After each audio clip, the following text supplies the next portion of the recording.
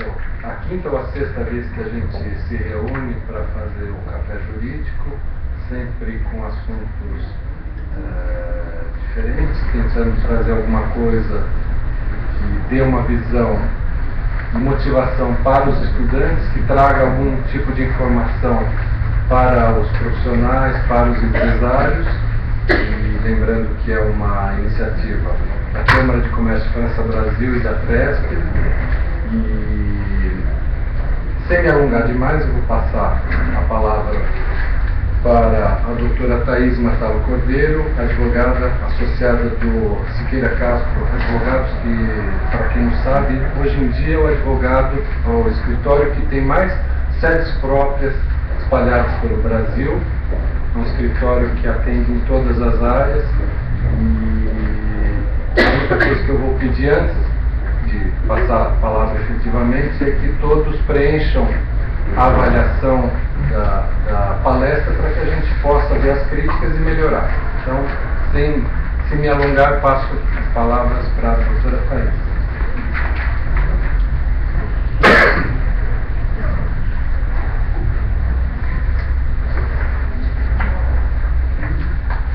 Bom, gente, primeiramente, boa noite a todos.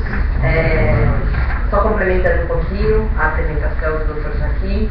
Como ele falou, eu sou advogada de Siqueira Castro, trabalho com essa área de direito do consumidor há quase 10 anos, então realmente é uma matéria que me agrada bastante, estudo bastante, tenho um conhecimento razoável sobre o assunto. Gostaria de aproveitar a oportunidade para agradecer a FESP pelo convite, gostaria de agradecer também à Câmara de Comércio França Brasil pelo convite, também ao Dr. Joaquim, obrigada. E também, sem me estender muito, eu vou começar aqui a palestra. E vocês vão perceber que eu dividi a palestra em 5 ou 6 pontos, tá? Cada um desses pontos, certamente, deixa eu só providenciar o relógio para eu não me estender o tempo de recordar. Cada um desses pontos que eu vou tratar com vocês, eu poderia falar 1 hora de cada um deles, mas o nosso tempo não permite isso, então eu tentarei ser breve em cada uma das coisas que eu vou falar, mas nem por isso superficial. Então a ideia, na realidade, é trazer para vocês as discussões recentes sobre os assuntos, a evolução dos conceitos, porque muito embora a gente esteja tratando de um Código de Consumidor de 1990, os posicionamentos, seja entre os estudiosos do direito, entre os tribunais, eles mudaram, algumas coisas evoluíram. Então eu vou tentar trazer para vocês o panorama do direito do consumidor atual, como que está, o que tem acontecido, como é que tem sido o entendimento dos estudiosos a respeito desse tema. Eu vou começar falando um pouquinho da evolução do direito do consumidor no Brasil. Em seguida, eu vou, se quiser já passar para o índice, em seguida eu vou tratar com vocês um pouquinho as divergências, os conflitos que existem a respeito do conceito de direito de consumidor. Por incrível que pareça, tem discussão a respeito desse assunto. Em seguida, eu vou tratar um pouquinho de hipossuficiência e inversão do ônus da prova. Esses dois temas eles acabam se confundindo um pouco. Então eu vou tratar eles um pouco próximos. Depois vou falar um pouco de foro. Foro não tem muita novidade, não tem muita coisa, mas eu vou tratar o assunto aqui com vocês também. Vou tratar das principais características dos juizados especiais cíveis, que estão diretamente relacionados à defesa do consumidor, e farei depois, ao final, umas breves considerações a respeito de recall, tá? Então vamos passar para o primeiro assunto, a Política Nacional de Relações de Consumo. Nos últimos anos, tem se verificado uma maior preocupação com a defesa dos interesses do consumidor no Brasil. E isso vem de antes mesmo da Constituição de 88. Então, como coloquei ali no primeiro ponto, já em 1978, em âmbito nacional, foi criado o primeiro órgão para a defesa dos direitos do consumidor, que foi o PROCON de São Paulo. O PROCON de São Paulo, como eu disse no começo, eu sou de São Paulo. O PROCON vem caminhando, vem evoluindo a passos largos, e nos últimos anos mais ainda. Então o PROCON passou a ser um ponto preocupante, um ponto de atenção para as empresas, seja pelo poder de polícia que ele tem, pela aplicação de multa que tem acontecido, e o PROCON de São Paulo, que teve a sua criação em 1978, é um exemplo claro disso. Em 1985 foi criado o primeiro órgão federal para a defesa do consumidor, que é o Conselho Nacional de Defesa do Consumidor, hoje extinto, mas já naquela época verificava-se uma grande preocupação na defesa, efetivamente, dos interesses do consumidor. Em 1985 a gente teve a Lei 7.347, que disciplina a ação civil pública de responsabilidade por danos causados ao consumidor. Também, obviamente, causou um impacto considerável, seja para o consumidor, seja para as empresas, né, que tem que se preocupar com o assunto. E aí, em 88, a gente teve a Constituição Federal, e no artigo 5º ficou determinado que o Estado promoverá, na forma da lei, a defesa do consumidor. Inclusive, no próprio artigo 48 da ADCT, ficou determinado que em 120 dias deveria ser apresentado um código específico para a defesa dos interesses do consumidor. Não foi em 120 dias, demorou um pouquinho mais, mas em 1990, a Lei 8.078, é de 11 de setembro de 1990, veio o Código de Defesa do Consumidor.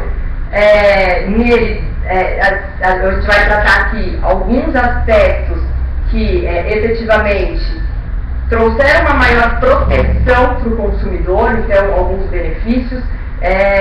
Então foi efetivamente um marco na história da defesa do consumidor no Brasil.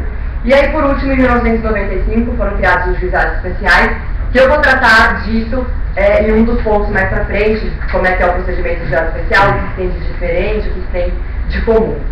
Eu vou começar, colocada essa questão aqui histórica, eu vou tratar um pouquinho com vocês a respeito do conceito de consumidor, tá? O conceito de consumidor, pode passar para o próximo, está previsto basicamente, não só, mas basicamente, no artigo 2º do Código de Defesa do Consumidor, que dispõe: consumidor é toda pessoa física ou jurídica que adquire produtos ou serviços como destinatário final.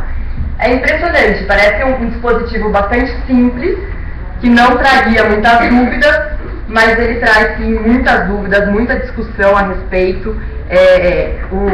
Ele não tem nenhum tipo de conceito vago nem nada, mas efetivamente, tão curto, tão claro, traz sim muita discussão a respeito. E aí entram as tais teorias. Hoje, para a definição de conceito de consumidor, a gente tem duas teorias distintas: a teoria finalista e a teoria maximalista. Para não me estender muito, eu vou tentar explicar para vocês qual é a diferença entre elas. Elas estão especificamente relacionadas ao destinatário final. A teoria finalista, eles entendem o seguinte: eu como consumidora intermediária, eu não seria efetivamente uma consumidora. Então, se eu adquiro um produto que vai integrar a minha cadeia produtiva, eu não seria consumidora. Eu sou consumidora se eu vou, por exemplo, num supermercado, adquiro alimentos para o meu sustento da minha família, ponto. Agora, se eu vou no supermercado, eventualmente adquirir produtos para minha fábrica, para alimentar os meus funcionários, isso integraria, na verdade, a minha cadeia de produção. Então, eu não seria uma consumidora. Isso é o que entende a teoria finalista. A maximalista, por outro lado, enquanto a finalista ela faz a interpretação de destinatário final bem limitada, a maximalista não. Ela amplia esse conceito. E o que ela diz? Não, se eventualmente você comprou alguma coisa, algum produto que integra a sua cadeia produtiva, mas não é a sua produção final, isso caracteriza consumo, relações de consumo de igual maneira. Então, o que eles dizem? Por exemplo, eu tenho uma fábrica de roupa e eu adquiro algodão. Para maximalista, o que eles dizem? Olha, o algodão ele vai ser destruído e vai virar roupa. Então, a relação contra eu, Thaís, do algodão, na verdade, isso sim é uma relação de consumo. A finalista entende que não, como ela integra, não seria relação de consumo. E aí, diante desse impasse, muito foi discutido no tribunal, até que a STJ parece ter tomado alguma decisão. O que eles falam? Você precisa analisar principalmente a vulnerabilidade. Então, o que acontece? Por que as vantagens, por que às vezes as pessoas sofrem tanto querer se enquadrar como consumidor, querer que a ação dela seja regida pelos artigos do Código de Defesa do Consumidor? Porque o Código de Defesa do Consumidor, ele pressupõe uma vulnerabilidade de uma das partes. As partes não são iguais, elas não são equivalentes. Então tem uma parte que é um pouco mais vulnerável do que a outra. E aí o Código de Defesa do Consumidor traz alguns elementos para tentar fazer o que eles chamam de equiparação de armas. Então, para tentar deixar o fornecedor, no caso, e o consumidor na mesma linha. O que a gente tem visto hoje, infelizmente, é que a ideia que se tem hoje é assim, o Código de Defesa do Consumidor é totalmente protecionista, é totalmente pró-consumidor, e aí, às vezes, até por uma má aplicação dos juízes, tende-se a colocar o consumidor acima do fornecedor. Não é isso. Todas as prerrogativas que o Código de Defesa do Consumidor ele traz é para tentar, na medida do possível, equilibrar essas partes na relação de consumo. Então, o que o STJ decidiu? Olha, na realidade, a gente tem que analisar o critério vulnerabilidade. Uma pessoa física, se preencher os requisitos de adquirir produto ou serviço para deixar tarifa, uma pessoa física, essa vulnerabilidade ela é presumida. Agora, por exemplo, uma pessoa jurídica que faz parte dessa relação, precisa provar que ela é vulnerável. Então é muito diferente, por exemplo, eu falar que uma microempresa comprou um algodão para a produção da roupa e uma empresa muito grande que comprou, que tem inúmeros funcionários, que tem um jurídico interno. Então, a princípio, quando você verifica que tem alguma questão de vulnerabilidade, aplica-se o Código de Defesa do Consumidor para tentar fazer essa equivalência. Do contrário, a relação jurídica existente é pelo Código Civil. Então não tem por que fazer esse equilíbrio, tá? Então, como eu falei, a relação de consumo ela exige duas partes bem definidas, que é o adquirente do produto, serviço e o fornecedor do outro lado, uma relação destinada a uma necessidade privada e o adquirente submete-se ao poder e condições dos produtores de bens e serviços, que nada mais é que a vulnerabilidade. E aí a questão da pessoa jurídica como vulnerável, foi o que eu falei para vocês. O que é importante, que hoje eu não vejo acontecer muito no nosso dia a dia, é o seguinte, a vulnerabilidade de uma pessoa jurídica, ela precisa ser demonstrada para o juiz. Então, muitas vezes, o que acontece? As pessoas limitam-se a falar, é relação de consumo, não é porque preenche os requisitos do artigo 2º. E aí, muitas vezes, até na própria contestação, a parte fala, não é destinatário final, fica batendo naquilo, e simplesmente ignora a questão da vulnerabilidade. E o entendimento hoje do STJ é, tendo dúvida se é não relação de consumo, analisa-se a questão da vulnerabilidade entre as partes. Sendo que de pessoa física, ela é sempre presumida. Agora, pessoa jurídica, a necessidade da gente se comprovar isso, tá? Gente, se vocês tiverem alguma dúvida, vocês podem interromper, não precisa ser ao final, se quiser interagir, não tem problema nenhum. E agora eu vou falar um pouquinho de hipossuficiência. Como eu falei para vocês no começo, hipossuficiência se confunde um pouquinho com inversão do ônus da prova. Por quê? Porque é uma característica que tem que ser analisada para ver a inversão do ônus da prova, conforme prevê o artigo 6 que eu vou ter aqui para vocês. Mas eu vou tentar tratar primeiro do conceito de hipossuficiência, antes de falar efetivamente de inversão do ônus da prova. Por que eu vou fazer isso? Porque muita gente, seja doutrinador, seja operador do direito, seja tribunal, confunde o conceito de hipossuficiente e vulnerabilidade. Então, muitas vezes você verifica que as pessoas utilizam o conceito de vulnerabilidade como sinônimo, totalmente sinônimo, de hipossuficiência. Isso é um risco, isso é um absurdo, porque, como eu falei para vocês, toda relação de consumo pressupõe a vulnerabilidade. Só que somente a hipossuficiência causa a inversão do ônus da prova. E não é toda a relação de consumo que se tem a inversão do ônus da prova. Tá? Então, a gente vai chegar em inversão do ônus da prova, mas eu queria já explicar para vocês o porquê que é temerário tratar vulnerabilidade como sinônimo de hipossuficiência. São conceitos distintos. No dia a dia, podem ser tratados como sinônimos sim, mas quando a gente estiver falando de Código de Defesa do Consumidor, é extremamente temerário. Vulnerabilidade, eu falei para vocês, características de toda a relação de consumo, hipossuficiência, não é característica de toda a relação de consumo. O que acontece? O que é hipossuficiência? A hipossuficiência, você precisa analisar quem tem a melhor condição de produzir uma determinada prova. Então, muitos doutrinadores, inclusive, chegam a falar que vulnerabilidade é direito material, hipossuficiência é direito processual, porque está diretamente relacionada à questão da prova. Então, se eu sou a hipossuficiência, gente, a vulnerabilidade também, mas a hipossuficiência ela pode ser jurídica, ela pode ser uma hipossuficiência técnica e até mesmo econômica, mas a econômica por si só, a gente também vai ver lá pra frente, não é suficiente para determinar a hipossuficiência da parte.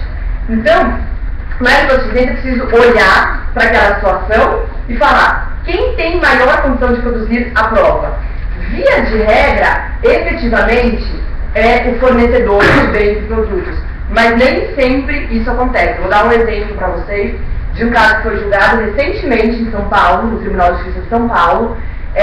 Teve um recall, que a gente vai chegar lá para frente nisso, e a pessoa não levou o carro para fazer o recall, sofreu um acidente e aí entrou com uma ação reputando a responsabilidade do acidente à montadora de veículos por conta desse recall que teve e utilizou o recall como se já fosse prova suficiente. Em primeira instância, por incrível que pareça, ela teve êxito, mas o Tribunal de Justiça agora, em agosto mesmo, reformou essa decisão. E o que eles falaram? Escuta, cadê a prova do nexo de causalidade? Então, assim, não é porque teve o recall que necessariamente a montadora ela é responsável. Mais do que isso, o carro está sob seu poder.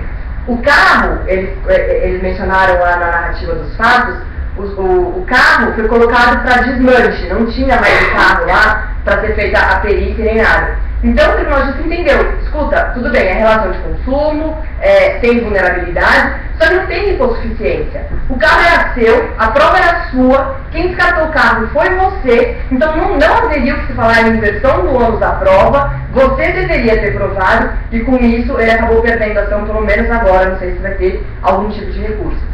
Então isso demonstra claramente a diferença que a gente tem de hipossuficiência e vulnerabilidade, tá? Como eu falei para vocês também, se quiser passar, pode passar, tem alguns conceitos. Eu vou ler só o segundo, que eu acho que é mais característico. Hipossuficiência é um conceito relacional e sempre aferível por critérios que levam em consideração a condição comparativa dos sujeitos na relação processual e que tem por objetivo determinar qual dos dois tem a melhor condição técnica, econômica, jurídica e etc. de produzir a prova de determinado fato relevante para o processo. O critério da hipossuficiência tem a finalidade de promover uma distribuição mais justa do ônus da prova, valorando a posição social, econômica, técnica das partes. Então, aí está explicado, se tiver alguma dúvida, fique à vontade, é um pouco complicado, a linha é meio tênue entre uma coisa e outra, mas as consequências são totalmente distintas, então por isso a gente tem que ter esse cuidado. No próximo slide, eu trouxe para vocês uma questão que causa confusão. Muitos juízes entendem que hipossuficiência é problema econômico. E não é. Pode até vir a ser? Pode, mas o Estado tem meios de fornecer, de custodiar uma ação numa pessoa que tem um problema econômico. Então, eu não vou ler para vocês, mas só nessa parte que ele falou, a hipossuficiência, que se refere à norma do artigo 6º do Código de Proteção ao Consumidor, não diz com um aspecto econômico, mas sim com o monopólio da informação. Então, ele até pode ser um dos critérios utilizados, mas jamais o único critério para se definir a hipossuficiência do consumidor, tá? Podemos ir para o próximo. Como é que está no tempo?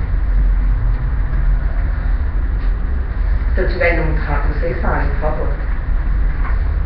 Inversão do ônus da prova. A inversão do ônus da prova, como eu falei para vocês, ela está intimamente ligada à hipossuficiência do consumidor. Então, só recapitulando. O consumidor, ele é vulnerável? Sim. Isso pressupõe a inversão do ônus da prova? Não. Não é critério que deve ser analisado para a inversão do ônus da prova. Vocês vão ver juiz invertendo o ônus. Desculpa se tiver algum juiz aqui, mas às vezes acontece mesmo de juiz inverter o ônus da prova com base em vulnerabilidade. É hipossuficiência. Todo consumidor é vulnerável. Nem todo consumidor é hipossuficiente. Tá? Então essa é uma diferença que tem que ficar muito claro para todo mundo. Se vocês tiverem dúvida, fiquem à vontade para perguntar. E o que acontece? Por que tem... às vezes é interessante a gente se perguntar o porquê das coisas. Por que tem essa inversão do ônus da prova? Primeiro, como eu falei para vocês, o consumidor, às vezes, não tem as condições técnicas, processuais, que quer que seja para fazer a prova. E hoje existe um conceito, existe uma preocupação muito grande, que é uma coisa que tem sido alterada no nosso judiciário, com o convencimento do magistrado. O nosso Código de Processo Civil ele é de 1973. E atualmente, naquela época, talvez essa preocupação não fosse tão forte. Então, muitas vezes a gente verifica que as pessoas utilizam o Código de Processo Civil 73 para fazer artimanhas e fazer que, pela parte processual, a parte não atinja aquele objetivo que ela pretende. Isso tem efetivamente mudado. A ideia atual não é o juiz julgar uma causa com base em ausência de prova. O ônus da prova era seu, você não provou, o problema é seu. Não é muito isso que se busca atualmente. Atualmente, os juízes, a princípio, estão preocupados com a verdade efetiva, com a comprovação das alegações.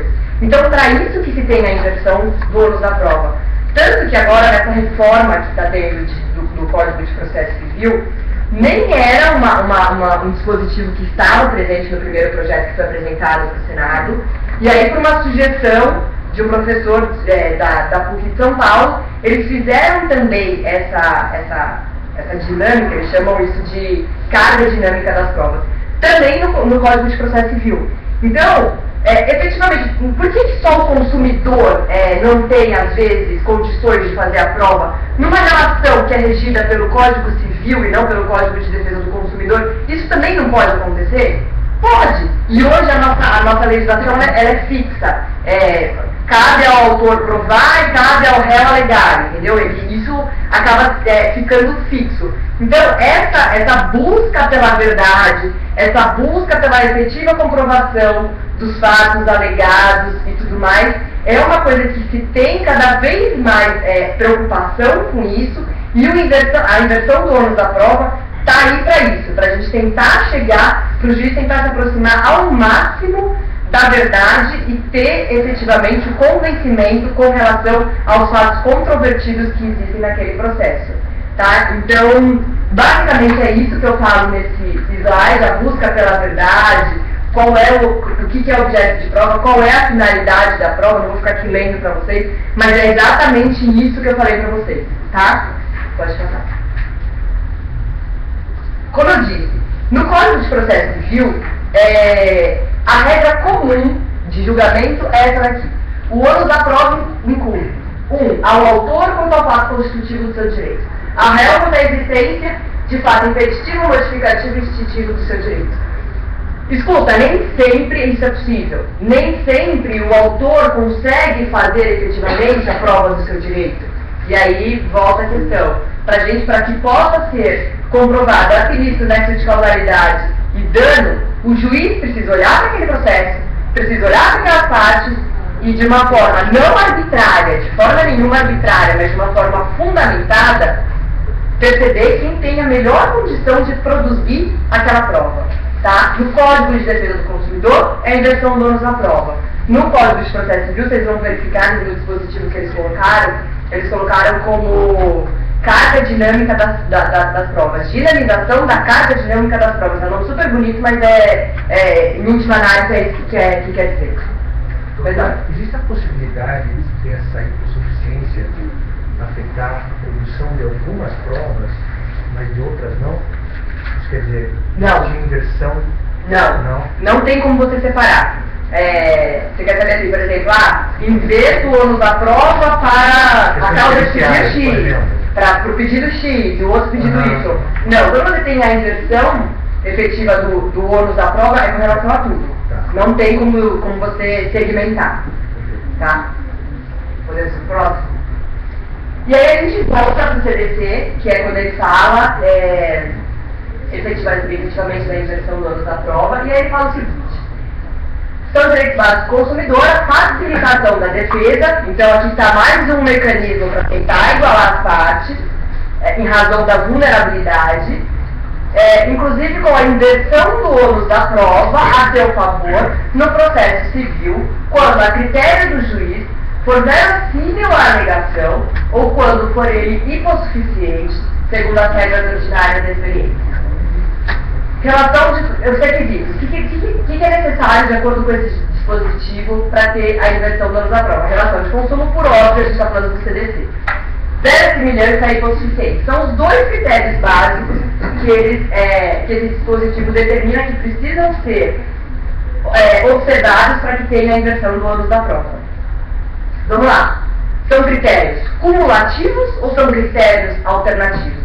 Pergunto eu sou hipossuficiente, tá? É suficiente, isso é suficiente para ter a inversão do ônus da prova?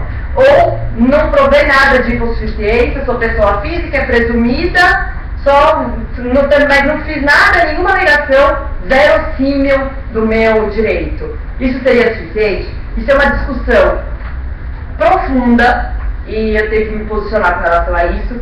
Eu entendo que deveria ser cumulativo, mas é alternativo. A partir do momento que um dispositivo me coloca uma palavra ou, eu exigir que seja cumulativo, eu acho que é cortar um pouco a barra. Eu acho que, analisando, eu acho que deveria ser cumulativo. Por que eu acho que deveria ser cumulativo? Porque, vamos lá, eu chego lá, tenho verossimilhança das minhas alegações, só a verossimilhança. Sou vulnerável porque sou pessoa física. Tenho a verossimilhança, caso alguém não saiba, eu vou falar bem rapidinho, a grosso modo, tá? Verossimilhança é o seguinte: você não traz todo o contraditório, você não traz toda a prova cabal, capaz de convencer o juiz, mas você dá indícios de que aquilo é verdade. Isso é uma verossimilhança. Então é uma documentação que você junta, tal, que o juiz já percebe que ali existe realmente alguma coisa esquisita. Isso é verossimilhança. Então é uma análise bem primária, tá? Então eu vou lá, junto algum documento que comprova mais ou menos a verossimilhança da alegação. Sou pessoa física, sou vulnerável. Isso seria suficiente para inverter o ônus da prova? Eu entendo que não. Eu acho que deveria efetivamente ser cumulativo, entendeu? Até para que não tenha um maior benefício ao consumidor do que ao fornecedor. A ideia é da paridade das armas, não dar maiores poderes ao consumidor. Só que, inclusive, os tribunais entendem que é acumulativo, tá? Os tribunais eles entendem que é acumulativo. Mas eu acho que é esquisito num dispositivo que está usando a terminologia ou a gente falar que é e. Então, eu acho que nesse aspecto, acho que talvez seja forçar um pouquinho a barra. Outra questão que causa polêmica, o termo utilizado nesse dispositivo, critério do juiz. Muita gente fala, então é arbitrário? Vamos supor, ele viu que ele foi suficiente, tem a verossimilhança, a vulnerabilidade está presumida porque é pessoal física. Posso afastar, ainda que fundamentado, eu posso afastar a inversão do ônus da prova? Eu vou lá, juiz, e falo, olha, está afastada a inversão do ônus da prova porque isso, sei lá, algum argumento que ele entenda que é cabível. A princípio, ter um critério do juiz permitiria isso. Mas eu entendo que não é bem isso que o dispositivo quer dizer. Na verdade, não é uma faculdade do juiz. Uma vez comprovados os requisitos necessários à inversão do ônus da prova, que é hipossuficiência, verossimilhança das alegações, o juiz não pode, o juiz deve inverter o ônus da prova. Então eu acho que não é uma coisa, não é totalmente uma faculdade, eu inverto se eu quiser, não é bem por aí. E outra coisa também que é importante a gente mencionar aqui, é com relação ao seguinte aspecto: os juízes hoje têm um vício que, assim, às vezes eles invertem o ônus da prova, você não tem a menor ideia por quê, porque eles fundamentam, porque presentes os requisitos legais. Isso não é fundamento legal, isso é infringente à Constituição Federal, artigo 93. Então, assim, se ele inverte o ônus da prova, ele precisa demonstrar, ele precisa fundamentar por que ele entendeu que a parte é hipossuficiente e por que ele entendeu que existe verossimilhança das alegações. Se ele entendeu que é cumulativo, se ele entendeu que é alternativo, esse vício que existe, inverto o ônus da prova, quando eles falam que eles invertem, porque às vezes eles invertem e não falam nada, mas inverto o ônus da prova porque presente os requisitos legais, pode embargar a declaração direta ou, se for o caso, recorrer se isso for de interesse de vocês. É extremamente necessário o fundamento legal, e o fundamento não é único e exclusivamente é hipossuficiente. Por que é hipossuficiente? Por que você entende que ele é hipossuficiente? Qual foi a prova que Vossa Excelência se baseou para entender pela hipossuficiência? Tá? Isso é um aspecto legal também de ser mencionado. O convencimento motivado do juiz foi aquele aspecto que eu falei para vocês, é a finalidade da inversão do ônus da prova. É você saber exatamente por que teve a inversão do ônus da prova. Por que tem a inversão do ônus da prova? Porque tecnicamente você quer convencer o magistrado. O magistrado precisa ser convencido daquilo. Chega nessa coisa de artimanha, de o processo se encerrar porque não foi provado. Porque para quem quem tinha o ônus de provar não conseguiu provar. Às vezes o outro tem condições de provar e o processo se encerra por ausência de prova.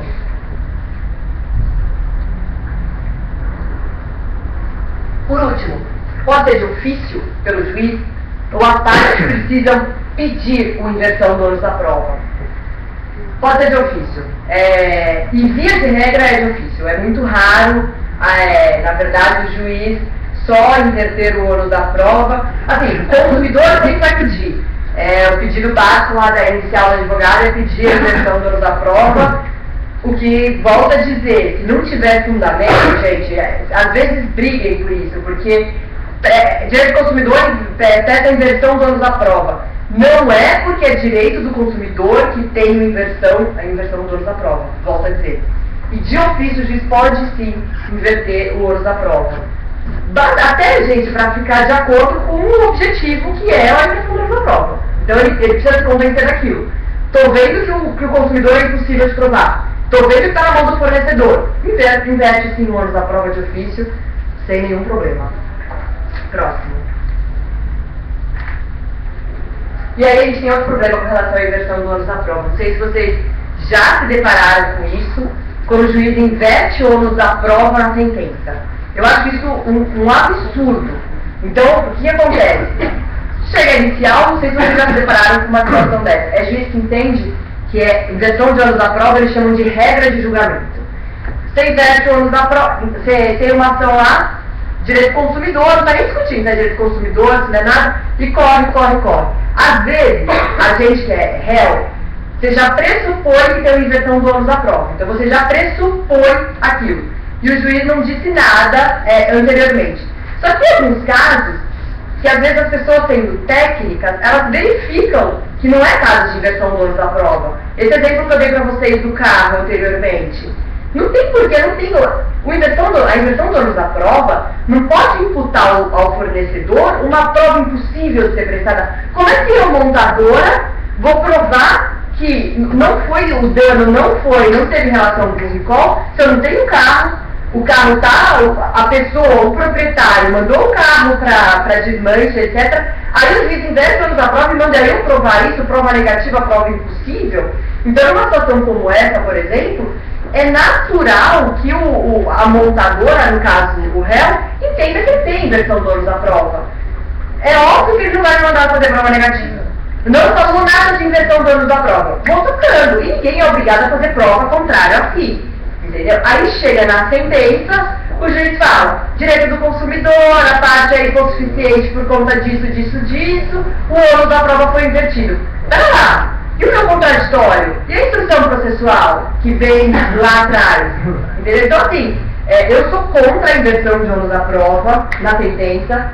Eu entendo que inversão do ônus da prova tem que ser anteriormente à instrução processual.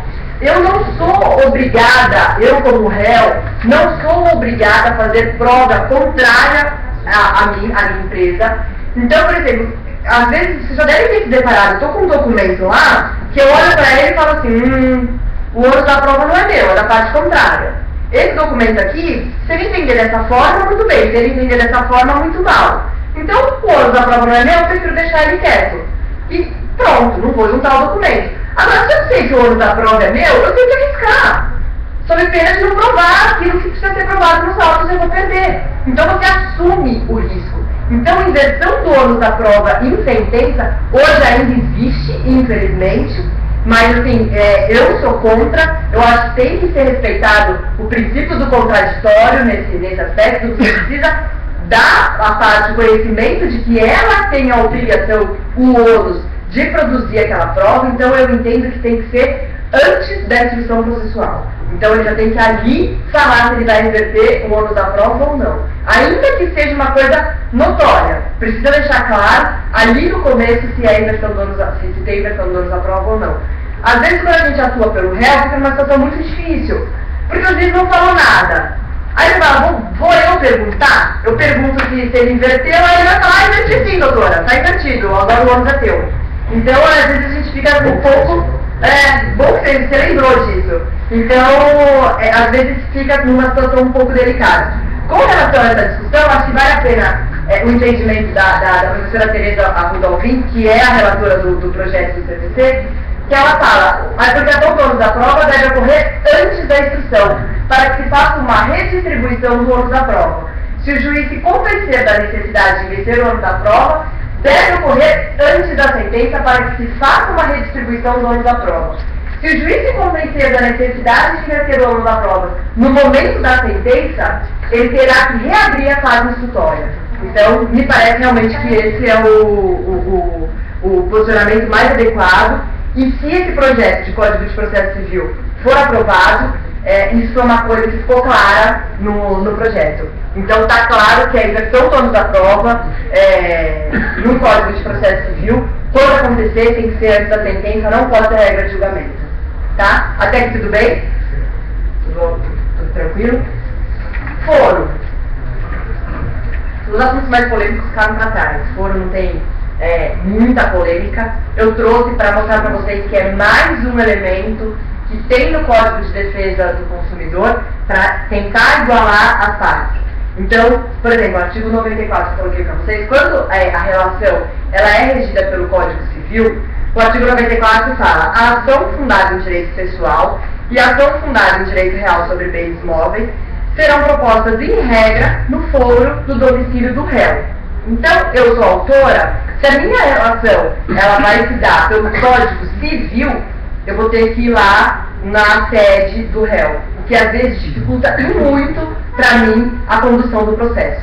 No Código de Defesa do Consumidor, por sua vez, no artigo 101, ele fala que a ação pode ser proposta no domicílio do autor. Então, isso acaba facilitando bastante a atuação do autor quando tem o Código de Consumidor. O artigo 100 também do Código Civil, ele fala, é condição de foro do lugar onde está a sede para a ação em que a ré for pessoa jurídica, tá? Então, realmente, tem essa diferença e ela é utilizada para tentar também dar uma igualada nessa questão da vulnerabilidade, sempre nessa questão da vulnerabilidade que eu comecei tratando a palestra com vocês. Com relação ao foro também, que não está aqui, vale a pena mencionar, a questão do foro de eleição. O que é foro de eleição? Muitas vezes acontece de um contrato as partes colocarem, olha, as partes elegem a comarca tal para dirimir qualquer discussão a respeito desse contrato, etc. Isso, às vezes, quando a gente está falando de direito do consumidor, o contrato é de adesão. Aí o contrato é de adesão, eu não sei se alguém aqui, quando vai comprar um celular, o que quer que seja, lê aquele contrato inteiro, com aquelas letras ótimas de serem lidas. Então, via de regra, o consumidor efetivamente assina. Se tiver uma cláusula dessa, o tribunal entende que ela é abusiva, não pode. Porque você não tem nem o direito de discutir com relação àquilo. Então, isso é um aspecto também bacana da gente mencionar sobre o foro. agora, meu tempo está acabando, eu vou falar um pouquinho sobre o juizado especial, recall e acaba. Acho que eu vou ficar dentro do tempo.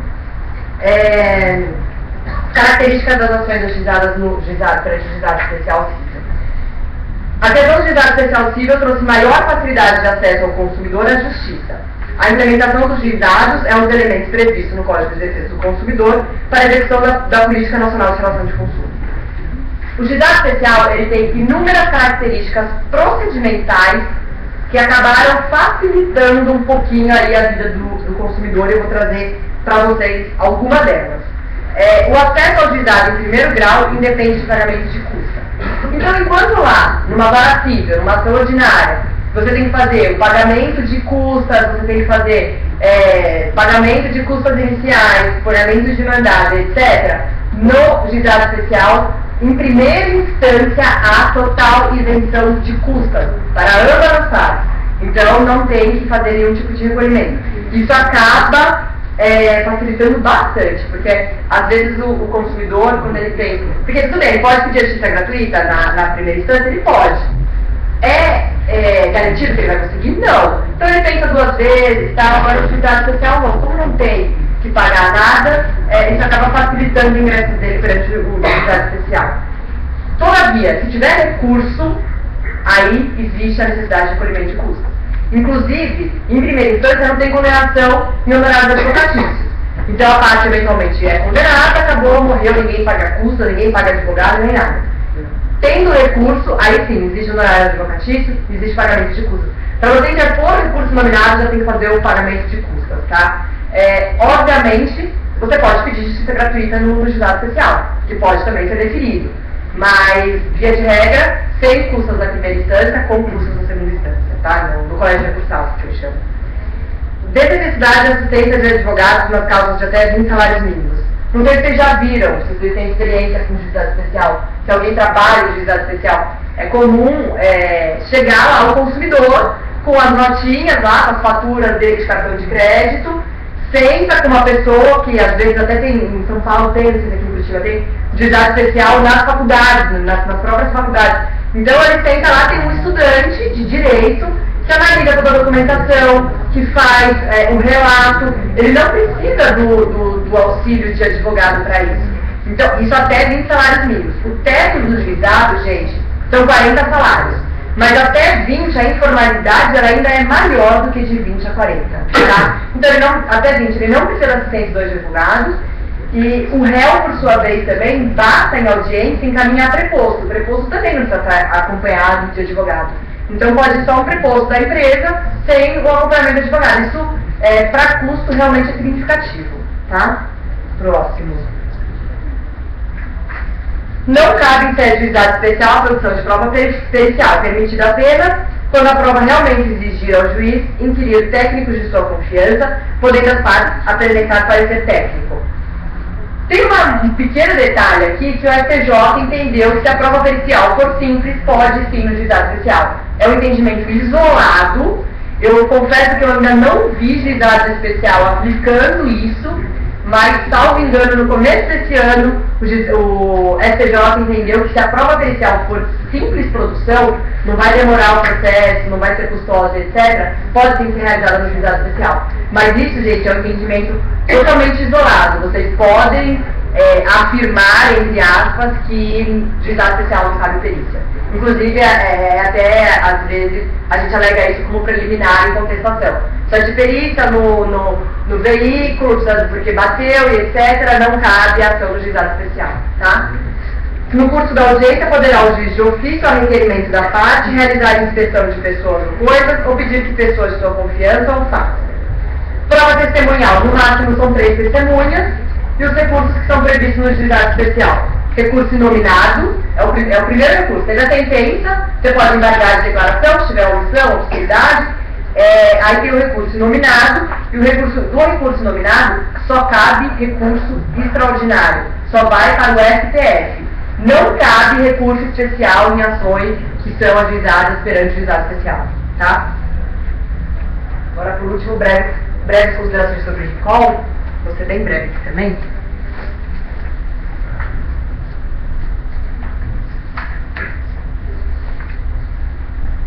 previsão do recall, ela está no artigo 10 do Código de Defesa do Consumidor, tá? E aí ele fala, principalmente no parágrafo 1º, o fornecedor de produtos e serviços que posteriormente à sua introdução no mercado de consumo tiver conhecimento da periculosidade que apresentem, deverá comunicar o fato imediatamente às autoridades competentes e aos consumidores mediante anúncios publicitários. A regulamentação do recall, ela está prevista na Portaria 789 de agosto de 2011 e agora na Portaria 69 de 2010, tá? Que acabou tendo alteração, e eu vou falar para vocês quais foram as alterações. No artigo 2º da Portaria 789, ele fala: o fornecedor de produtos e serviços que posteriormente à sua introdução no mercado de consumo tiver conhecimento da periculosidade ou nocividade que apresentem, deverá imediatamente comunicar o fato, etc. Então é aquela questão que a gente verifica muito em jornal, essas coisas. Coloquei um automóvel no mercado, verifiquei que tem algum tipo de problema, chama todo mundo que foi feito naquele período que teve a fabricação do carro para fazer a vistoria, para ver se está com problema, se é necessário trocar alguma peça ou não. Pela portaria, que é a 789, o controle do recall era pelo DPDC. Com a portaria 69, agora, a comunicação ela precisa ser feita ao Denatran. Tá? Então, tendo qualquer tipo de problema, precisa ser comunicado ao Denatran. Isso não exime outros órgãos de defesa do consumidor de fazerem a verificação de recall.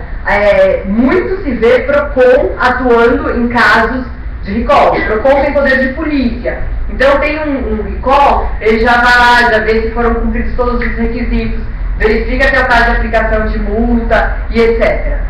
É necessário um envio sempre de relatório. Então, olha, chamei 100 consumidores, já atendi 50, atendi 30. Precisa ser apresentado, inclusive, um relatório justificando o porquê de não ter atendido a integralidade.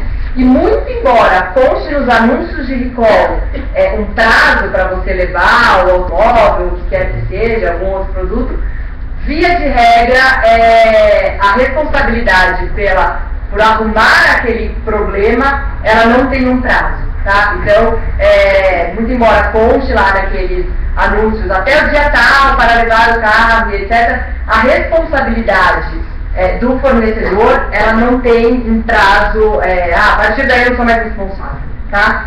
O que eu acho que vale a pena a gente falar do recall, que eu acho que é bem interessante, é a relação recall e poder judiciário. O STJ, ele entende o seguinte: a circunstância do adquirente não levar o veículo para o conserto, em atenção ao recall, não isenta o fabricante da obrigação de indenizar. Eu, a princípio, sou contra, mas sou um ponto isolado. Esse entendimento aqui, na verdade, ele é um entendimento majoritário, mas eu acho que o consumidor, se o fornecedor cumpriu todos os requisitos, veiculou da forma que tem que ser veiculada, seja pelos órgãos que são obrigatórios a veiculação, seja pelos facultativos, o consumidor simplesmente ignora aquilo e assume o risco, é complicado depois, o fornecedor ser responsável por isso. Mas não adianta, os tribunais eles entendem efetivamente que recall não exime a responsabilidade do fornecedor. Inclusive eles falam o seguinte, que por esse lado é bom: recall não é sinônimo de ausência ou presença de responsabilidade do fornecedor. Então, como aquele caso que eu falei para vocês, a pessoa vai e fala: olha, tive um acidente e foi por conta do recall. O carro não está lá, eu não provei que foi, o defeito foi o mesmo defeito que teria chamado todos os veículos para o recall, não provei nada. Mas teve um recall lá no passado do meu carro, olha aqui, meu chassi, tudo, o meu carro deveria ter feito, fazia parte do recall. Pena, mesmo assim você precisa comprovar que o dano havido tem relação efetiva com aquele assunto do recall lá atrás. E aí, por último, vale a pena falar também, gente, que agora com essa alteração que teve, que começou a valer a partir de março desse ano, agora vai constar no registro de licenciamento do veículo eventuais veículos que foram chamados para recall e que não foram cumpridos, tá? Por último, o último slide. Você entende que essa obrigação de colocar no documento do não comparecimento ao recall pode vir a causar algum tipo de mudança no pensamento do STJ com relação à eliminação do dever de indenizar? Digo por quê? Se um carro é vendido, a pessoa que compra pode não saber que ele comprou depois, ou podia ter essa norma, pode não saber pode não saber que o carro deveria ter atendido a uma campanha de recall. Sim. Ou seja, um terceiro de boa fé que comprou o carro não sabia que deveria ter passado, então, como não passou, sofre um acidente então seria obrigado a ser indenizado. Agora, ele não poderia alegar o desconhecimento, uma vez que está registrado ali no documento o não atendimento. Você acha que tem algum risco de ter uma mudança no entendimento? Sinceramente, não. Por que eu entendo dessa maneira? Muitas vezes, você comprova, vamos supor, quando o recall é muito próximo da colocação do produto no mercado. Você sabe que é o proprietário, tem a comprovação de que você foi atrás, que teve a veiculação e etc. Você cumpriu tudo que está ao seu alcance, você inclusive sabe, consegue localizar mais facilmente o consumidor, mesmo assim o STJ entende que não. O que eu entendo é o seguinte, pode ser um embrião para começar a trazer essa discussão. Mas assim, eu acho que hoje a gente já teria elementos para considerar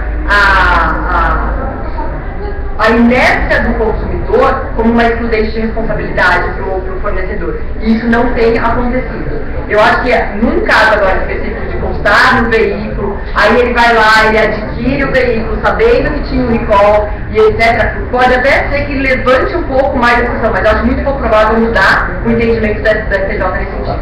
E só deixa eu fazer mais uma complementação. Esse dever de indenizar, qual a abrangência desse conceito de dever de indenizar no caso do não atendimento de uma campanha de recall? Então, o dever de indenizar, a princípio, é o seguinte: vamos supor, ele arrumou o carro, tá? Ele arrumou o carro por conta própria. Ou o carro bateu, ficou comprovado que seria a hipótese do recall, que deveria ter feito, etc. A empresa, ela é obrigada, a princípio, a restituir todo o valor material que teve, o gasto que o consumidor teve com arrumar o carro e etc. Então, a princípio é isso. O dano moral, ele depende da situação que é apresentada. Do meu ponto de vista, a princípio, salvo alguma hipótese bem peculiar, não tem que ter a ver restituição por dano material, dano moral. Agora, dano material, o dano que você teve no veículo, uma vez, isso tem que deixar claro, uma vez comprovado que o dano foi em decorrência do mesmo dano que foi objeto do recall, as montadoras, a princípio, têm a obrigação de fazer a restituição, de indenizar materialmente, seja pelo conserto que ele levou eventualmente no particular, seja num conserto até maior do que seria propriamente o recall. Se ele bateu o carro e precisou trocar inúmeras peças, e no recall ele precisaria ter trocado só uma, não adianta. A partir do momento que a montadora colocou um produto viciado no mercado, ela tem que assumir a responsabilidade por todos os danos que foram em decorrência disso. Tá? Você vislumbraria a possibilidade, por parte da montadora, especificamente no caso das montadoras, tratando de um produto que pode ser facilmente traqueado, tem como localizar quem é quase sempre tem como localizar quem é o proprietário do veículo, a propositura de uma medida judicial mesmo, de isenção de responsabilidade, alguma declaratória, tomei todas as medidas, fui além, notifiquei, mesmo assim o consumidor assume o risco. Então, me impede de... É que assim, via de regra, você, por mais que seja uma coisa muito recente, você não pode saber, inclusive eu fiquei sabendo disso hoje, você não tem, a montadora não pode saber exatamente quem é o proprietário do veículo. Então, por isso que agora, com essa alteração, com essa portaria, que vai ser, que você tem que fazer a comunicação pro Denatran, torna-se um pouco mais possível isso. Então não tem jeito. Mas assim, por exemplo, teve um caso que foi bem interessante, que teve um recall, ele foi de iniciativa própria da montadora, um consumidor levou lá, achou estranho, chamou todo mundo, aí veio o Procon em São Paulo. Veio o Procon e falou assim, olha, independente de ter feito o recall, você não poderia ter colocado produtos viciados no mercado. E aplicou uma multa altíssima para a empresa. Altíssima para a empresa. O Tribunal de Justiça, recentemente, até relativamente recente, eu estou com esse acórdão aqui, eu peguei agora à tarde, entendeu que não. O recall não significa que você é responsável ou você não é responsável. Você chama as pessoas para verificar se tem algum tipo de prejuízo, se não tem, e numa decisão até que a gente tem que... Essa aqui tem que colocar no quadro, o judiciário anulou efetivamente a multa que foi imposta pelo Procon, e ele fala, olha, escuta, a empresa foi precavida, iniciativa própria, chamou o consumidor, não foi, o recall não aconteceu porque teve efetiva participação do Procon. Aí ele chama para segurança, etc. Vem o Procon e aplica uma multa porque o Procon está aplicando multa muito alta, bem pesada. E aí o Tribunal de Justiça, estou com esse acordo aqui, se alguém tiver interesse depois, tirou totalmente a multa que o Procon instituiu em favor do fornecedor. Tá? E aí, por último, para eu fechar, que eu acho bem interessante, essa pesquisa foi primeiro semestre de 2011, na revista de Procon de São Paulo. Foi feita uma pesquisa com 1.573 pessoas, tá? E aí algumas perguntas foram feitas. Você sabe o que é recall? 85% elas falaram que sim, elas sabem o que é recall. Aí a segunda, acha que o recall é bem divulgado pelas empresas, do meio de comunicação? Aí o não já chegou em 72, o sim chegou a 25. Os textos do recall são claros quanto aos riscos e consequências? Satisfatórios 34 e insatisfatórios 72. E aí a gente chama mais atenção. O fornecedor foi feita tipo uma pesquisa. Para os que falaram que eles sabiam o que era o recall, eles perguntaram: o fornecedor é obrigado a fazer recall em qualquer situação? Aí tem as opções. Quando é detectado qualquer problema do produto ou serviço, apenas quando é detectado o problema que ponha em risco a saúde e segurança do consumidor, e 3 não sabem. 64 falaram que é quando é detectado qualquer problema no produto e serviço. Como eu li na legislação para vocês, não. A resposta correta seria apenas quando detectado o problema que põe em risco a saúde e a segurança do consumidor. Então, dos 85 ali que falaram que já sabia, 64 já errou. E aí, a segunda pergunta é: quando o recall se aplica? Todo e qualquer produto e serviço? Todo e qualquer produto? Determinados produtos exclusivamente aos veículos automotores? E aí 56% eles acertaram. Para vocês terem uma ideia, tá? Do que a gente está falando aqui. A pesquisa foi feita com 1.573. Quem chegou até o final, acertando tudo, menos de 300 pessoas. Então, efetivamente, o recall, isso é recente, tá? Saiu agora na revista do Procon, primeiro semestre. Então, infelizmente, o recall é uma coisa que as pessoas realmente têm dúvida, elas não entendem que é para qualquer tipo de produto, serviço, enfim, não tem um conhecimento específico efetivamente do que é o recall. Basicamente era... Desculpa. Mais uma pergunta, última. Fica à vontade. A responsabilidade pelo recall é de qualquer um dos fornecedores dentro da cadeia de produção? Eu entendo que é o fornecedor específico pelaquela peça, aquele produto, aquele serviço que deu origem ao problema. Na inércia do erro, vamos pegar um exemplo, fabricante de roda. Tá. Ele percebe uma certa inércia por parte da montadora, que seria difícil, mas perceber essa inércia. Ele pode, por conta própria, buscar esse recall? Eu acho que o recall é complicado. Complicado. Foi feito recentemente, desse jeito. Foi, né? Se não me engano, foi de roda, inclusive. O fornecedor falou: chamo todos os proprietários de carros de tal marca para trocarem as rodas, e quem chamava era o fabricante das rodas e não o fabricante do veículo. É porque, em última análise, a responsabilidade é solidária. Claro, até. Eu conto a responsabilidade solidária. Nesse caso, até quase uma anedota envolvendo, e é verdadeira, envolvendo a questão de responsabilidade por implante de silicone, que o fabricante ou responsável pelo implante de silicone Quando fez, os médicos não estavam. Aconteceu alguma coisa assim, não foi isso? Os cirurgiões plásticos corriam o risco de uma responsabilização. Qualquer dia você vai tem que fazer. Vai ser o médico, vai buscar o médico. E nesse caso da roda, o que acontece? Normalmente, existe nos contratos de fornecimento entre o fornecedor e a montadora, existe a responsabilidade de indenizar. A fornecedora tem que indenizar a montadora caso ela seja obrigada a fazer um recall por um problema de produtos fornecidos por aquele fabricante.